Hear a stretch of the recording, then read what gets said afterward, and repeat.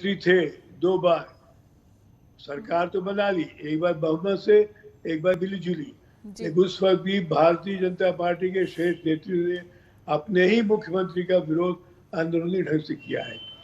अब यहाँ मैं बताऊं, आप जो भी कहा आपने 100 मंत्रियों को 90 अरब रुपया उनके पेट्रोल पे खर्च होता था, ये हालत थी। यूपी यूं ही आर्थिक रूप से जर्जर राज्य रहा। इतने बड़ा जम्बो कैबिनेट से और तकनीकी परेशानी हुई, लेकिन केंद्र में कौन साथ रहा? मैंने कहा जी इस कल्याण सिंह का। आडवाणी जी की थोड़ी बहुत हमदर्दी थी, मुरलीधर जोशी उनके साथ थे। अटल जी का टोटल नॉन कोऑपरेशन था, असहयोग था। समझौता ये होना चाहिए होगा। विक्रम जी, आपसे वो इंसिडेंट के बारे में भी जानना चाहूंगी जब अटल बिहारी वाजपेयी के अगेंस्ट खड़े हो गए थे, जबकि अटल बिहारी वाजपेयी की मान्यता पूरी पार्टी में और हर कोई उनकी बात को मानता था, लेकिन कल्याण सिंह जी उनके अगेंस्ट खड़े हो गए। क्या ये तब मनमुटाव बढ़ गया उसके बाद ही? तो आपने विश्लेषण कभी कीजिएगा किस प्रकार कल्याण सिंह को विवश किया गया शीर्ष नेतृत्व द्वारा कि तुम बगावत करो।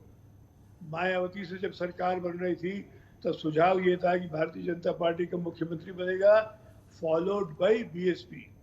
मायावती को बाद बनना था, नहीं, अटल जी ने कहा आप पहले मायावती बनेगी, फिर बनेंगे कल्याण सिंह। एक बात।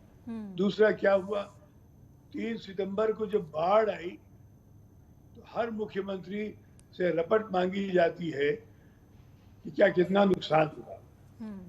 अटल जी ने पब्लिक मीटिंग में 3 सितंबर को राजभवन लखनऊ में कहा कि मुझे आपके मुख्यमंत्री ने अभी तक दिया नहीं है कितना नुकसान हुआ, कितनी आवश्यकता है क्षतिपूर्ति की।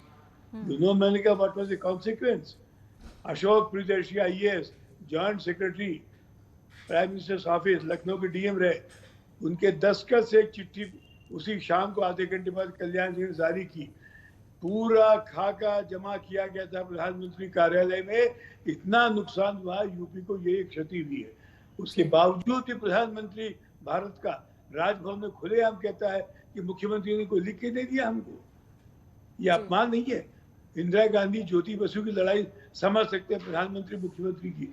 एक ही पार्टी के दो नेता लोग आपस में खुलेआम ऐसा करें जी। तो विक्रम जी, आप ये कह रहे हैं कि 2014 के बाद जो सम्मान उन्हें दिया गया, राज्यपाल बनाया गया, पार्टी में लेकर आया गया, फिर उनकी जो पीढ़ियां हैं वो भी अब बीजेपी के साथ ही जुड़ी हुई हैं, बेटा सांसद और पोता भी है जो कि यूपी में राज्य मंत्री भी है। तो आप ये कह रहे हैं कि ये भरपाई उस नुकसान की हुई या नरेंद्र मोदी जी के साथ जो उनके संबंध बताए जाते हैं, आत्मीय संबंध, उसकी वजह से? बहुत सही कह रही है आप मेनका जी।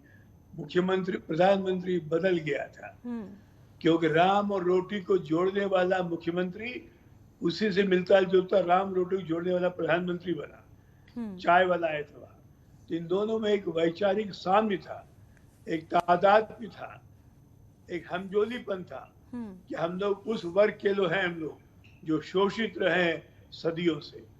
इसीलिए नरेंद्र दामोदर दास मोदी और कल्याण सिंह लोध राजपूत का सामंजस्य स्थापित हुआ। सवाल यहाँ ये नहीं है, सवाल ये है कि ऐसा पहले क्यों नहीं हो पाया। भारतीय जनता पार्टी केवल सवर्णों की पार्टी रही और जब मंडल कमंडल आया तो भारतीय जनता पार्टी को संभाल नहीं पा रहा था। एकमात्र बैकवर्ड कास्ट का जो राम का भक्त था खड़ा हुआ और उसकी वजह से एक मंडल वाले दब गए और कमंडल आ गया उठाई। अगर सोचिए कल्याण सिंह ना आते, फिर कोई सवर्ण बन जाता, कोई सिंह या कोई वर्मा या कोई बन जाता कोई मुख्यमंत्री, तो क्या होता? भारतीय जनता पार्टी की बदिया बैठ जाती यूपी में, वोट देने नहीं रहता। अगर जो कुछ बना है ये कल्याण सिंह के जोरदार प्रयास से। यहाँ एक बात और आपको बनाना चाहूंगा, मैंने कहा कितनी दुखद होती है। लखनऊ के हजरतबल पार्क में लखनऊ का सांसद नॉमिनेशन फाइल करता है, कलेक्ट्रेट ऑफिस बाहर आता है, पार्टी की बड़ी बहुत विशाल मीटिंग बेगम हजरतबल पार्क में होती है जो पड़ोस में लगी हुई है। वहां बाकी सब बोलते हैं, ठाकुर राजनाथ सिंह है, कलराज मिश्रा है, लाल टंडन है, सब बोलते हैं। उत्तर प्रदेश के मुख्यमंत्री का नाम बुलाया नहीं जाता है, बोलने नहीं दिया जाता है। उसी वक्त मैंने लिखा था अखबारों में, पत्रकार साथियों से कहा था कि यारो ये तो लिखो, इससे बढ़ के अपमान हो सकता है मुख्यमंत्री का। अखबारों में छपा, उत्तर प्रदेश के मुख्यमंत्री को नहीं बोलने दिया गया।